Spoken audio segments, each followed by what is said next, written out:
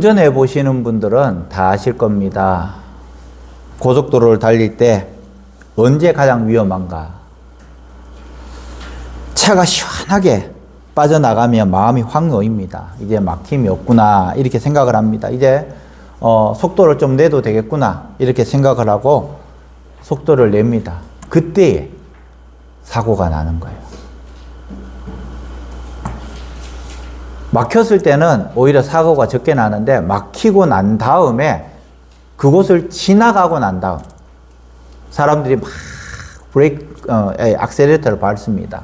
그러면서 또 다른 2차 사고들이 나게 되어 있다는 것입니다. 특히 비가 오거나 밤길에 차가 많이 없을 때에 그런 사고들이 생긴다는 것입니다. 길이 넓고 시야가 트이면 사람들은 어떻게 생각하느냐 하면 이제 마음이 놓입니다. 손도 한 손으로 이제 운전을 하고 가끔씩 핸드폰이 오면 이제 그것도 받아야 되고 또 이 문자도 보고 카톡도 보고 그렇게 하는 것이죠. 왜냐하면 이제 대충 막히는 길이 끝났고 위험한 길이 끝났다 그렇게 생각을 한다라는 것입니다. 도로가 위험한 게 아니라 우리 마음속에 있는 이 울타리를 치우는 것 이것이 위험하다는 거예요. 도로는 항상 그대로 있습니다. 그런데 우리의 마음의 경각심을 내려놓는다든가 아니면 조금 긴장했던 마음을 풀 때에 그런 상황이 생긴다라는 것입니다. 고속도로는 늘 우리 가운데에 중요한 단서를 제공합니다. 때로는 이 차선을 그어서 당신은 1차선, 당신은 2차선, 당신은 3차선 뭐 이런 식으로 차선을 제공을 하고요. 또 중앙분리대를 또 해서 넘어가지 마시오 라는 것을 또 보여줍니다. 또 이 노면 표시에 뭐 몇 킬로 가라. 때로는 삼각형, 때로는 마름모 뭐 이렇게 만들어서 이 경각심을 일으킨다라는 것입니다. 또 가끔씩은 이 안전 표지판을 설정해서 과속 방지턱이 있습니다. 아니면 여기는 낙석 주의 지역입니다. 아니면 동물들이 가끔씩 출현하는 지역입니다. 아니면 급회전하는 지역입니다. 좌로나 우로나. 그러니까 조심해 가십시오라고 하는 겁니다. 어떤 분들은 이것이 굉장히 답답해 할 수도 있습니다. 그런데 이런 규정이 없다면 어떨까? 만약에 8차선 고속도로에 중앙분리대가 없다면 어떨까요? 차선이 아예 없다면 어떨까? 굉장히 곤란한 일들을 겪게 될 것입니다. 막 좀 빨리 가는데 지방도로에서 국도에서 좀 빨리 가는데 이 교통 표지판에 이거 뭐죠? 하는 거. 방지턱. 예. 과속 방지턱이 표시가 없다면 어떨까? 가다가 어이쿠 쿵 노란색이고 흰색으로 이렇게 잘 해놔 놓으면 되는데 이 총길 가다 보면 그런 것들이 잘 안 보여요. 그러면 계속해서 쿵쿵쿵 박는 겁니다. 또 60km 도로, 50km 도로, 30km 도로 이런 표지판이 없다면 굉장히 어려움을 당한다라는 것입니다. 오늘 본문에 바로 그 이야기를 하고 있습니다. 하나님께서 이스라엘에게 말씀하십니다.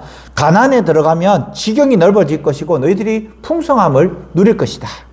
그런데 하나님은 그 풍성함 앞에서 한 가지를 같이 주시는데 바로 그것이 규례였던 거예요. 규례. 경계. 지금 방금 이야기했던 울타리. 이 울타리 안에서는 자유를 누리지만은 울타리를 벗어남과 동시에 이 이스라엘 백성들에게는 보호자가 없어져 버렸다는 겁니다. 우리도 마찬가지죠. 여러분들 혹시 양을 키우는 데 가보셨습니까? 소를 키우는 데 가보셨습니까? 뭐 태백산, 뭐 양 키우는 데 있죠. 또 방목해서 막 키우는 그곳, 염소를 방목해서 키우는 데 가보셨습니까? 수백 마리 염소가 있습니다. 그런데 그 염소가 있는데도 불구하고 항상 울타리가 쳐져 있습니다. 울타리 안에서는 안전하다는 거예요. 근데 울타리를 벗어나면 안전을 보장하지 못한다. 양도 마찬가지고 소도 마찬가지고 염소도 마찬가지고 이 울타리 안에 있어야 한다는 것입니다. 돈이 악합니까? 돈은 악하지 않습니까? 괜한 질문이죠. 돈은 악하지 않습니다. 교회에서 잘못된 생각으로 돈이 악하다고 생각을 하지만요, 돈이 악한 것이 아니라 돈을 쓰는 사람이 악한 거예요. 악하게 쓰면 악한 돈이 되는 것이고, 또 선하게 쓰면 선한 돈이 되는 겁니다. 칼도 마찬가지죠. 칼도 강도의 손이 있으면 악한 칼이 되는 거예요. 그런데 요리사의 손이 있으면 선한 칼이 되는 것입니다. 풍성함 자체가 위험이 아닙니다. 어떤 목사님께서 설교를 하실 때에 부자에 대해서 이야기를 하는데요. 저는 그 반대로 부자가 되라고 이야기를 합니다. 그리스도인은 부자가 되십시오. 잘 사십시오. 돈을 많이 버십시오. 그러나 선하게 사용하라고 저는 한 가지 더 주문을 합니다. 그런데 돈이 들어오게 됨과 동시에 대부분의 사람들은 마음이 바뀌어져요. 선하게 쓰지 못하고 더 악하게 돈을 더 많이 벌 수 있는 방법을 찾습니다. 그래서 돈이 악한 것이 아니라 돈을 가지고 있는 사람의 마음이 악해지기 때문이라는 거예요. 오늘 또 제가 이 뉴스를 보면서 우리나라에서 제일 이 기부를 많이 한 사람이 한 200억 했대요, 연예인이. 18년 동안 이렇게 이 연예 활동을 하면서 200억을 이 기부를 했다는 것입니다. 야, 연예인 하면 돈을 많이 벌 수 있구나라고 생각을 하는 대목이죠. 그런데 하춘아라는 그 가수는 그거보다 더 많이 했다라는 거예요.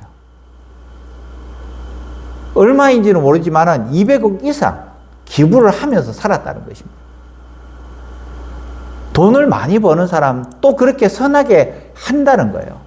이것이 올바른 마음이죠.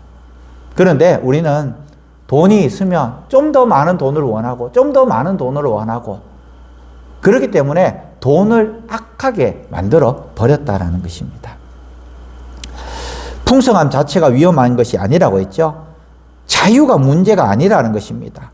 그것을 누릴 때에 하나님을 잊어버린다는 겁니다. 누릴 때에. 돈이 없을 때는 매주 열심히 돈을 벌어서 주일날 교회에 왔는데, 그런데 돈이 있다 보니까 여행도 가게 되고 골프도 치게 되고 또 여러 가지 또 행사도 참여하게 되고 결국에는 주일이 뒷전이 되어버리는 그런 모습. 그 사람에게 있어서는 그 부요함이 오히려 악이 되어버렸다는 거예요. 길이 넓어지면 마음이 풀리고, 또 마음이 풀리면 경계가 무너지고, 경계가 무너지면 우리는 세상 사람들의 방식대로 살아갑니다. 그래서 하나님께서는 말씀하십니다. 마음껏 먹을 수 있다, 누릴 수 있다. 그러나 피는 먹지 마라. 이런 경계를 쳐놓고 계신다라는 것입니다.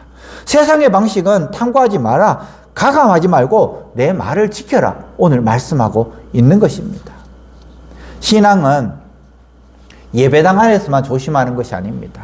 그런데 가보면요, 성도들 보면 이 시험 들 때가 많아요. 목사님들도 이번에 제가 월화수 갔다 왔지만은 이번에 갔는 데는 그나마 시험 들 거리가 없었어요. 너무 감사하게. 그런데 다른 데 가보면요, 정말 시험거리가 산더미같이 쌓여요. 정말 입에 담지 못할 그런 이야기들을 하고, 또 서로 싸우고 막 이러는 그 모습들이 너무 저는 상처를 받아가지고 노예 갈 때, 행사할 때 참석 안 했으면 하는, 그래서 이번에도 안 가야 되겠다 생각했는데 때마침 원로 목사님하고 식사하면서, 목사님 이번에 이런 일이 있던데 어떻게 하면 좋을까요? 대부분은 목사님 가지 마, 안 가도 돼, 이렇게 하시는데 가봐 이러시더라고요. 그래서 갔는데 굉장히 두려운 마음으로 출발을 했어요. 또 가다가 또 안 좋은 모습 보지 않을까, 또 상처받지 않을까. 제가 의외로 상처를 많이 받기 때문에, 한번 상처를 받으면 그곳으로 얼굴도 안 돌리기 때문에. 근데 이번에는 갔는데 그런 일들이 거의 없어서 너무 감사하지만요. 중요한 것은 교회 안에서의 신자들이 많이 있다는 겁니다. 교회 밖에만 나가면 그 사람이 그리스도인인지 오히려 싸움닭이 되어가지고 옆에 사람들하고 더 잘 싸우고 더 험한 말도 하고 그런 분들이 있다라는 것입니다. 지난번에 있었던 교회에 어떤 집사님이신데 이분은 주일날 주일 성수를 못해요. 왜 주일 성수를 못하느냐? 8시인가 9시에 문을 열어야 되는 거예요. 시장에 일을 하는데 거기는 무조건 문을 열어야 된대요.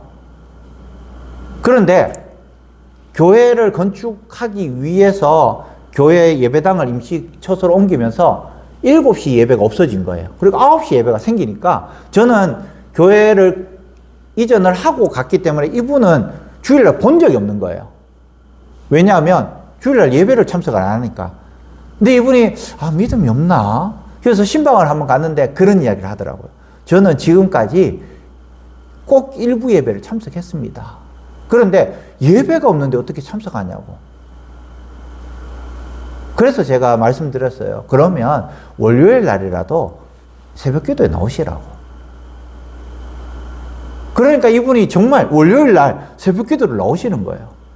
그래서 이분의 본전이 이렇구나. 그리고 이제 지난 12월 달에 이제 11월 달에 입당을 하고 이제 전화를 해보니까 일부 예배 잘 나가고 있다고. 너무 감사하죠.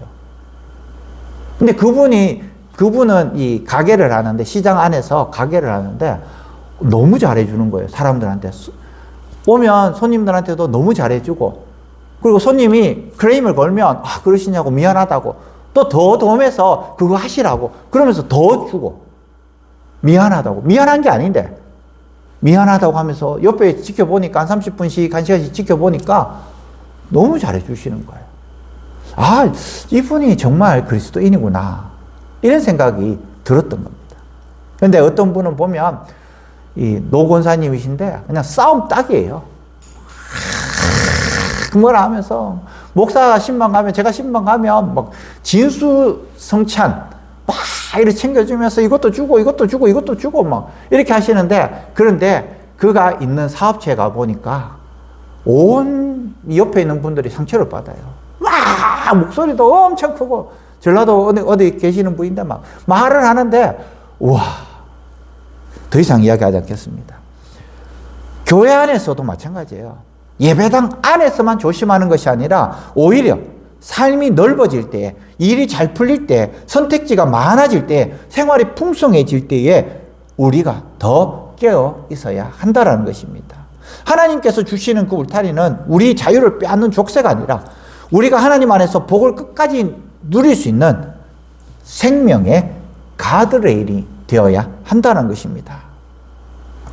문제가 생기면요, 성도들은 겸손해집니다. 여러분들 한번 몸에 병이 한번 와보세요. 아니면 가족 중에 누군가가 아파 보세요. 아니면 사업하다가 완전히 조금 힘들어 보세요. 하나님 앞에 나와서 납작 엎드립니다. 기도합니다. 믿음 있는 사람이라면. 그런데 문제가 없어지면 교만해집니다. 하나님이 없는 것처럼 행동하고 말을 합니다. 오히려 그 사람에게 있어서는 그 부요함이 오히려 그에게 악이 될 수도 있다라는 거예요. 오히려 기도할 때 하나님 조금 부족하게 해서 저 사람이 좀 끼워질 수 있도록 하나님 해주세요. 이렇게 기도를 하는 겁니다. 가드레인이, 울타리가 쳐질 수 있도록. 기독교는, 이 기독교인의 신앙생활은 예배당 안에서만 끝나지 않습니다. 예배가 삶으로 이어져야 되고, 삶이 다시 예배로 돌아와야 되는 거예요. 우리가 주일날 예배를 드리고 난 다음에 거기서 끝나는 것이 아니라 그 예배를 가지고 우리는 삶의 현장으로 나가야 하는 거예요. 삶의 현장으로 나가서 또 처절하게 싸우다가 다시 교회로 와서 주일날 다시 예배를 드려야지 그 예배가 진정한 예배가 된다라는 것입니다. 하나님은 말씀하십니다. 우리에게 주어진 것 누리되 절대로 거룩을 잃지 말아라. 하나님께서는 우리에게 거룩함을 요구하고 계시는 거예요. 누려라는 겁니다. 풍요를 누리고 모든 것을 누려라는 거예요. 그런데 이것을 누리지 못하게 합니다. 죄의식을 주어서 즐길 때는 즐기시고 또 행복할 때는 행복하시고 철저하게 그것을 누리셔야 돼요. 그리고 우리가 세상 사람들하고 다른 것은 뭐냐? 바로 거룩함을 유지해야 한다는 것입니다. 어떤 분이 저에게 질문을 해왔습니다. 아버지 어머니가 돌아가셨는데 오래되었습니다. 이제 지금 와서 생각해 보니까 내가 참 불효자인 것 같아요.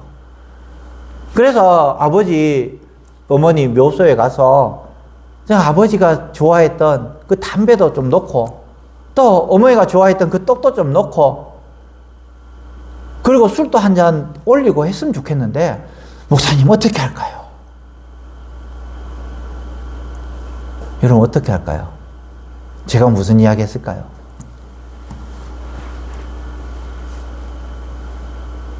하라고 했습니다.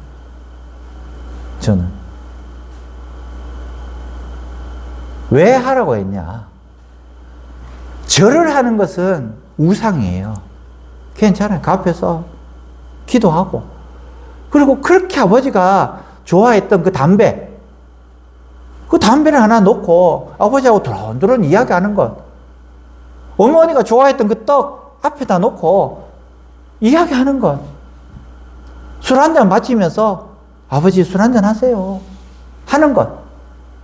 이런 것을 과거에는 우상이라고 생각을 했던 거예요. 근데 그게 우상이 아니잖아요. 저는 그 마음을 받는다고 생각해요. 아버지, 어머니 보고 싶은데 계속해서 끙끙끙 앓으면서 해도 찝찝하고 안 하자니 마음이 더 쓰이고 그래서 제가 절을 하지 마세요. 그리고 아버지 그렇게 좋아하셨던 담배 놓으세요. 술 한잔 올리시고 괜찮습니다. 괜찮아요. 그렇게 마음이 풀린다면 괜찮습니다. 그분이 살아서 오셨다고 생각하지 마시고 그냥 아버지 어머니 보이는데 보이지 않으니까 거기에 가서라도 아버지 어머니를 그리워하는 그 마음인데 괜찮습니다. 장로님 제가 틀렸습니까? 지난주에 갔다 오셨잖아요. 저도 굉장히 고민을 많이 하는 거예요. 이런 부분에 대해서. 이런 부분. 근데 그분의 또 지인한테 물어봤대요. 안 된다고, 절대 안 된다고. 그거 하지 말라고 했대요. 저한테 또 전화가 온 거예요. 아, 우리 친척 누구한테 물어보니까 안 된다고 했다고. 왜 안 됩니다. 안 됩니다. 그러면. 그런데 굉장히 보수적인 합동이나 고수인이나 보수적인 교단에서는 그것을 우상이라고 이야기를 하는 거예요. 나는 귀신한테 하는 것이 아니라 아버지 어머니가 여기에 누워 계시니까 아버지 어머니한테 하는 그 마음으로 하시라는 거예요. 마음가짐이 중요하다는 거예요. 마음가짐이. 그렇지 않나요? 아버지 어머니가 여기 누워 계시는데 과거에 좋아했던 거 드리는 그 효도스러운 마음 이것을 하라는 거예요. 여기 와서 귀신이 먹겠다 이것이 아니라 귀신한테 바치는 것이 아니라 아버지를 그리워하는 마음이 중요하지 않느냐. 묘소를 써놓고 1년에 한 번도 찾아보지 못하는 그 불효자, 아니 2년 3년 동안 가보지 않았던 그 불효자들보다는 가끔씩 아버지 보고 싶을 때, 어머니 보고 싶을 때 이제 내가 나이가 들었으니까 한 번씩 가보고 싶은 그 마음이 더 소중하다는 거예요. 그러면서 거룩을 잊지 마십시오. 거룩. 절하지 마십시오. 거기 귀신이 오지 않습니다. 그러나 내 마음만 표현하시기 바랍니다. 제가 그렇게 이야기를 했어요. 그러니까 너무 얼굴이 밝아지는 거예요. 제가 조금 자유한 것 같죠? 제 나름대로는 굉장히 보수적이지만 성도들에게 저희 보수를 이야기를 하면 성도들은 탁탁탁탁 막혀가지고 까무라쳐요. 그렇기 때문에 좀 자유로운 이야기를 하는 것입니다. 이것이 바로 신앙의 상황화. 상황화. 그 상황이 어떤가? 그 이야기를 하는 거예요. 본문 20절, 22절에 보면은 하나님은 백성이 땅에 정착해 살게 되면은 예배의 규정과는 별개로 식생활에 대해서 이야기를 하고 있습니다. 네가 가나안에 들어가면 이제 땅이 넓어질 것이고 삶이 안정될 것이고 먹을 것도 풍성해질 것이고 너희들이 고기가 먹고 싶다 하면 원하는 만큼 먹을 수 있을 것이다. 성소가 멀어져도 21절에 성소가 멀어져도 예배드리는 중심의 장소가 멀어져 있어도 고기를 먹으려고 계속 거기 갈 필요는 없고 너희들이 살아있는 그곳에서 사는 그곳에서 고기를 잡아 먹어라. 가이드를 제시하는 겁니다. 그러나 뭐를 먹지 말라고요? 피를 먹지 마라. 피를. 피는 왜 먹지 말라고 했냐? 첫 번째로 피는 생명이라고 이야기를 합니다. 이것은 첫 번째 이유입니다. 그것이 전부일 수도 있습니다. 그러나 두 번째 이유는 뭐냐? 그 당시에 그 가나안 지역이 어떤 지역이었느냐? 바로 피를 먹으면서 접신하는 행동을 했던 거예요. 피를 먹으면서 접신. 피를 먹으면 내가 더욱더 영적으로 충만해진다고 생각했던 거예요. 그래서 가나안에 들어가서 그 모든 풍속을 하지 말라는 거예요. 그래서 피째 먹지 말라고 또 다시 한 번 더 말씀하고 있는 것입니다. 하나님께서는 금욕만을 강조하는 분이 아닙니다. 우리에게 풍성함을 누리도록 말씀하시는 거예요. 신앙은 하지 마라만이 아닙니다. 누려라도 말씀하고 계신다라는 거예요. 신앙은. 그런데 그 누림이 우상숭배로 기울어지면 안 된다라는 거예요.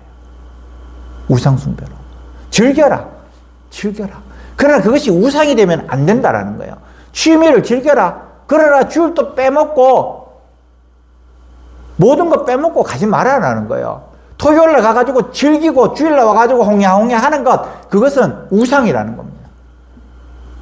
토요일날 아주 재밌게 놀지만은 주일날 와서 또 예배를 성실하게 정성껏 드릴 수 있으면 가서도 놀아라는 거예요.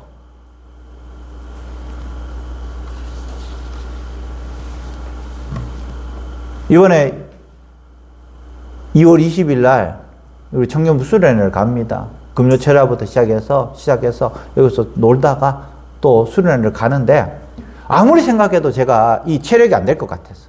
그래서 회장한테 이야기를 했어요. 12인승 이제 바뀌니까 다음 주에 차를 바꾸어 오니까 정우이가 또 대형 면허증도 있으니까 그날 해서 갔다 오라고. 굳이 내가 너 땅이 안 가도 되지 않냐고. 그렇게 이야기했어요. 왜? 갔다 올 수도 있지만 갔다 와서 주일날이 문제가 될 것 같아요. 저에게서는 주일이 더 우선이잖아요. 그렇기 때문에 그건 난 아닌 것 같아. 그렇게 이야기를 했습니다. 중요한 것은 나는 주일이 나에게 있어서 최고 우선순위가 있기 때문에. 청년들도 마찬가지입니다. 청년들에게 있어서도 제가 원래 20, 70을 이야기했잖아요. 청년 20명, 장년 70명. 그래서 굉장히 많이 관심을 갖고 있습니다. 할 수 있도록 해주고요. 오메가 교회라는 이 교회가 있습니다. 청년 몇 명 가지고 이제 시작을 했는데요. 지금은 엄청난 큰 교회가 됐습니다. 거기에 1번이 뭐냐? 청년들이 활동할 수 있는 장을 열어줘라. 청년들이 바글바글바글해요. 자기네들이 할 수 있는 장을 딱 열어주니까 자기네들이 전도회가 와가지고 자기네들이 거기서 예배를 드리는 거예요. 제가 도전을 굉장히 많이 받았습니다. 영상을 보다가 왔는데 이 영상을 좀 더 내가 일찍 봤으면 훨씬 더 좋았을 것인데. 한 가지 여담으로 미국하고 우리나라는 10년 차입니다. 10년 차이. 어떤 분은 15년이라고 이야기하는 분도 있고 어떤 분은 5년이라고 이야기하는 분들도 있습니다. 그러나 미국에서 지금 일어나는 현상이 우리나라에 10년 후에 돌아옵니다. 때로는 15년, 빠른 것은 5년. 10년 전에, 그러니까 10년 전에 10년 전. 즉 10년 전에 미국에서 한창 가정교회에 대해서 이야기를 많이 했습니다. 이슈가. 근데 지금 우리나라에 가정교회가 이슈가 되는 거예요. 소그룹 교회가. 이 소그룹 교회로 전환한 교회들은 코로나하고는 별 상관이 없었습니다. 그러나 대그룹 모임만 고수했던 교회들은 진짜 엄청난 폭탄을 맞았죠. 지금도 70% 이상 회복이 안 됐습니다. 지금도. 물론 이 코로나 때문에 정말 쭉정이 신앙인과 또 알짜 신앙인이 확실하게 갈라지는 상황도 생겼지만은, 근데 중요한 것은 여전히 회복되지 않는, 그러나 이 가정교회는, 소그룹 교회들은 큰 유탄을 받지 않았고 오히려 그때 더 성장했다라는 거예요. 그것이 15년 전 이상의 그때 풀로 신학교에서 항상 이야기했던 그 이야기. 지금 우리나라를 강타하고 있다는 겁니다. 물론 가정교회가 전부는 아니지만 그런 소그룹이라는 그런 소그룹 교회, 그것이 필요하다는 것입니다.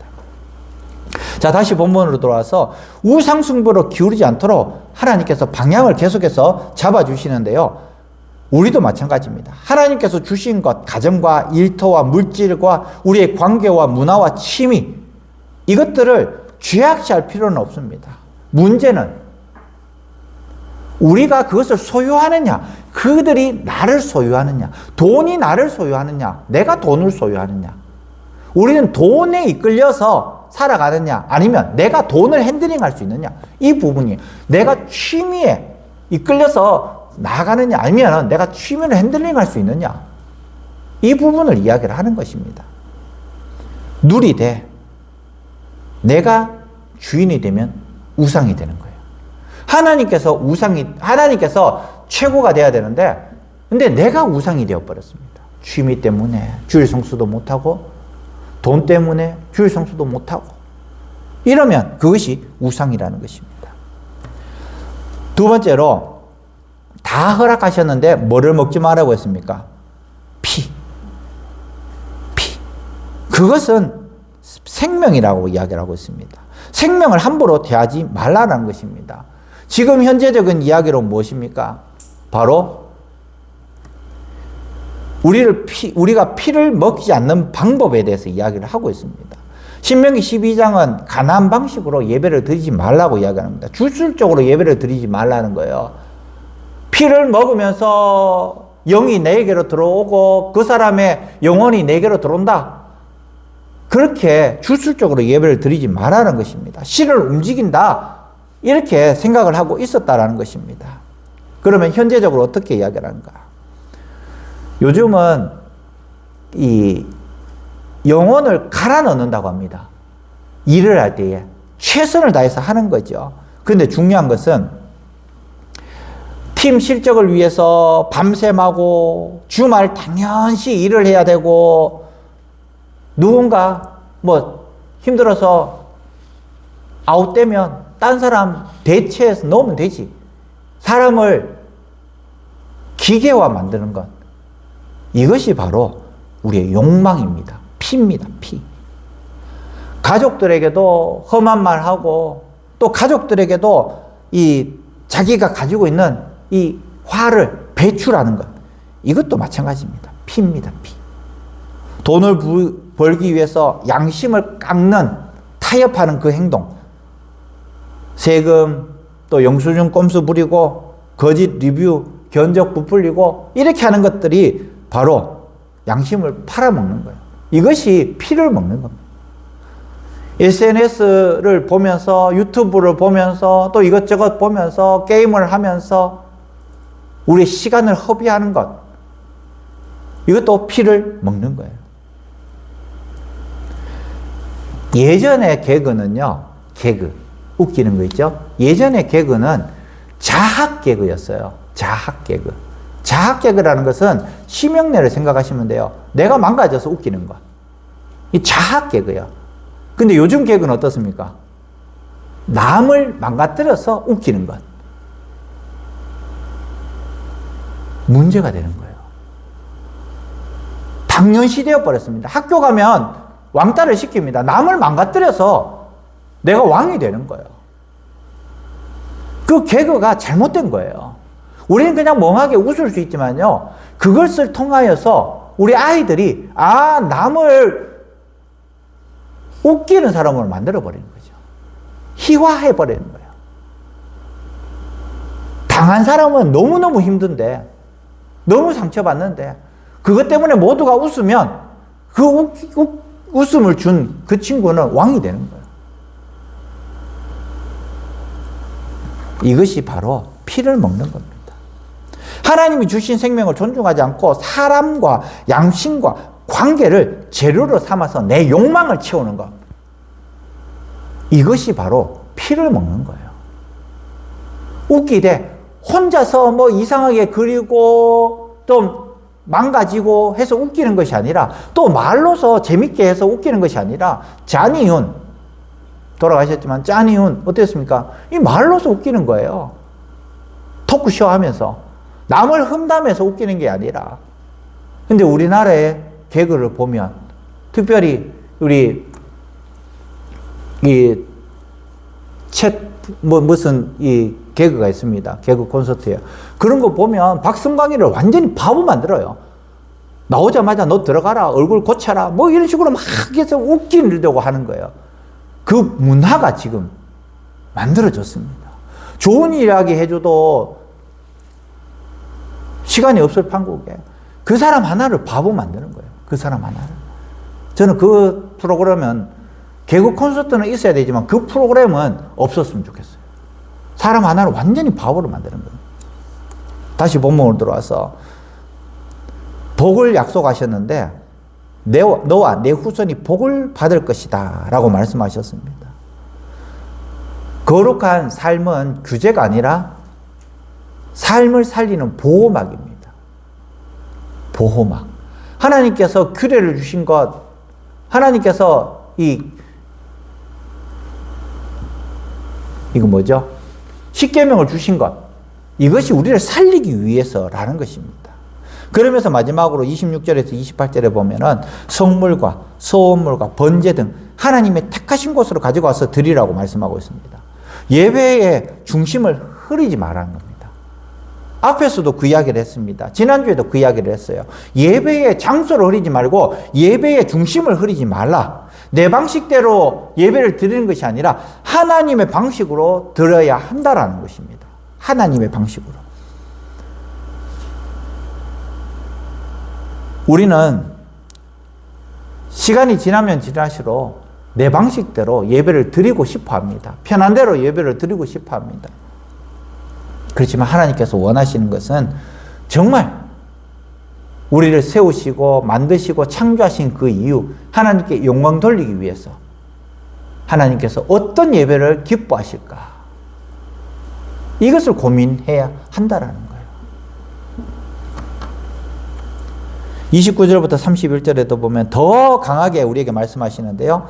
그들의 자취를 밟아 올무에 걸리지 말라. 그들의 신을 탐구하여서 나도 그와 같이 하겠다 하지 말라. 그들은 심지어 자기들의 자녀를 불살라 드렸다. 세상은 언제나 더 쉽고 빠르고 더 자극적인 방법을 원합니다. 그러나 하나님께서는 말씀하십니다. 그 방법은 너를 살리지 못하고 너의 올무가 될 것이다. 그러면서 마지막 32절 말씀에 읽어보겠습니다. 시작. 이 모든 말을 너희는 지켜 행하고 그것에 가감하지 말지니라. 아멘. 자, 신앙의 위기는 대개 여기서 시작합니다. 조금 더 가감함, 조금 더 가하고 감하는 바로 이단들이 그런 모습입니다. 이단들. 만민중앙교회에 이재록이가 죽었어요. 그런데 누가 또 그것을 하고 있느냐? 이재록이 최측근 여자 둘이서 그 만민중앙교회를 이끌어가고 있는 거예요. PD24인가 뭐 하여튼 거기에 나왔는데 뭐 그 여자들의 뭐 집은 펜트하우스가 있고 뭐 땅이 있고 뭐가 있고 그 사람 이름으로 된 것들 얼마나 우매합니까? 막 이래서 사탕 던져주면서 그것만 받아 먹으려고 하고 그리고 이재록하고 손 한번 잡으려고 1,000,000원씩 헌금하고 저는 그 이야기 들으면서 속이 탔어요. 나는 돈 안 줘도 악수하고 싶은데 근데 그렇게 우매하게 또 뭐 300만 원 이상 감성금하면 앞에 앉을 수 있는 예배드릴 때 앞에 앉을 수 있는 그 침 튀기는 자리에 앉으면 은혜가 된다고. 우린 너무 멀어, 그죠? 본당은 너무 멀어요. 여기서부터 여기까지 아무리 패도 막 안 날아갈 것 같은데. 그걸 어떻게 그것을 믿는다고 하는지 모르겠어요.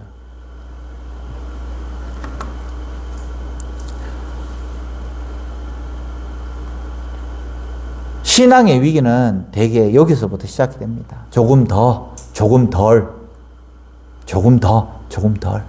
가감이 쌓이면 결국에는 하나님을 섬기는 것이 아니라 하나님을 이용하는 것으로 바뀝니다. 조금 더, 조금 덜. 교회도 마찬가지입니다. 교회도 제가 이렇게 성도님들하고 친하게 지내고 또 연락하고 하다 보니까 또 어떤 데는 또 이렇게 성이 무너지는 것처럼 굉장히 그런 부분들도 있는 것 같아요. 과거에는 제 신발을 신지 않았는데 요즘은 제 신발을 신는 분이 계셔. 제 신발이 어떤 건지 모르죠? 예, 저기 다른 거 2개가 있어요. 신발 중에 다른 거 2개. 와서 진짜 7월달까지, 8월달까지는 그런 게 없었는데 지금 보니까 지난주에는 제 신발이 없어가지고 맨발로 와서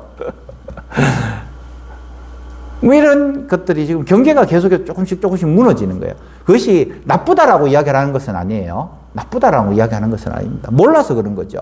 그런데 우리는 하나씩 신앙적으로 뭔가를 내려놓고 또 허물고 하다 보면 결국에는 목사의 권위가 떨어지는구나 라는 그런 생각. 그러면서 내가 좀 더 기도해야 되겠구나. 밤에 더 기도하고 그렇게 해야 되겠다. 이런 생각을 많이 합니다. 왜냐하면 목사는 말로 사는 게 아니고 영적으로 하는 거거든요. 영권이잖아요. 그래서 내가 좀 더 기도하고 내가 좀 더 기도하고 한 번 더 기도하고 여러분들도 저를 위해서 기도해 주셔야 됩니다. 영권이 살도록. 영권이 살아야 기도할 때 그 기도가 응답되고 여러분들의 자녀들을 위해서 기도하고 남편을 위해서 기도하고 또 건강을 위해서 기도하고 물질을 위해서 기도할 때에 또 말씀을 선포할 때에 눈물샘이 터지고 회개의 영이 임하고 또 주일날 예배에서 설교를 할 때에도 아멘 아멘 목소리가 터져나오고 이것이 바로 영적인 부분이에요. 요즘 설교 못하는 목사는 없습니다. 그러나 영권을 가지고 있느냐 없느냐의 문제예요. 앞으로 10년 안에 이 부분으로 판가름 나옵니다. 이 사람이 기도하는 사람인가 기도하지 않는 사람인가 그냥 앵무새처럼 짹짹짹짹 하는 사람인가 아니면 정말 기도로 나가는 사람인가. AI가 대체할 수 있는 많은 부분들이 있습니다. 설교문도 AI가 대체할 수 있고요. 모든 것이 AI로 대체할 수 있습니다. 그러나 영적인 부분은 AI로 대체를 못합니다. 정말 이 버터에 또 버터를 발라서 굉장히 매끄러운 설교를 준비할 수 있지만 그러나 그것으로 끝나는 성도들이 있어요. 그 목회자들이 있어요. 여러분들이 저를 위해서 기도해 줄 것은 정말 영적으로 예민하여서 정말 성도들이 필요한 말씀이 바로 선포되어질 이것이 필요해요.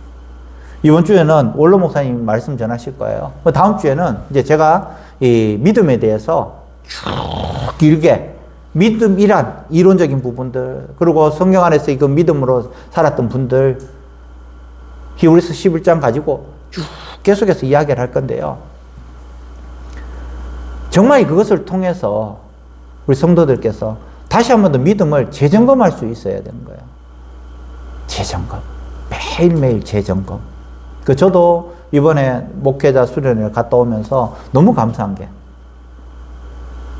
제 설교를 듣는 목사님들이 계시더라고요.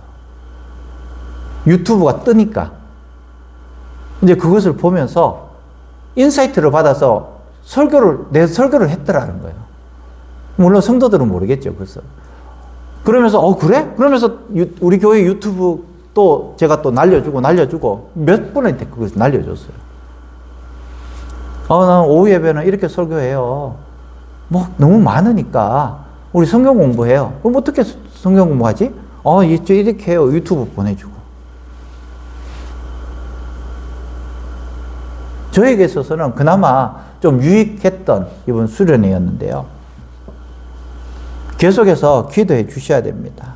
기도하셔야지 저도 여러분들의 필요한 것들을 제가 알 수 있고 그리고 거기에 적재적소에 맞는 말씀을 전할 수 있기 때문입니다. 자, 말씀 마치기를 원합니다. 하나님께서 말씀하십니다. 너희가 자유롭게 살되 생명을 함부로 여기지 말고 욕심대로 살지 말아라. 그리고 내 말에 더하거나 빼지 말아라. 이것이 내 말이다. 오늘 우리가 힘들어도 말씀대로 살면 그 말씀이 결국 우리를 살립니다. 여러분들 하나님의 말씀대로 살면 그 말씀이 때로는 엉뚱한 대로 가는 것 같지만 그 말씀이 여러분들을 살린다는 것입니다. 오늘 금요기도에서 이렇게 기도하시길 바랍니다. 주님, 제가 주님의 주신 복을 감사히 누리게 하시고 욕심에 끌려가지 않도록 해주십시오. 제 마음의 주인이 주님이 되게 하시고 내 말씀을 받는 방식 바꾸어 주셔서 순종하게 해주십시오. 이렇게 기도할 때에 하나님 우리의 삶을 지켜주시고 복된 삶을 누릴 수 있도록 해주실 줄 믿습니다. 아멘.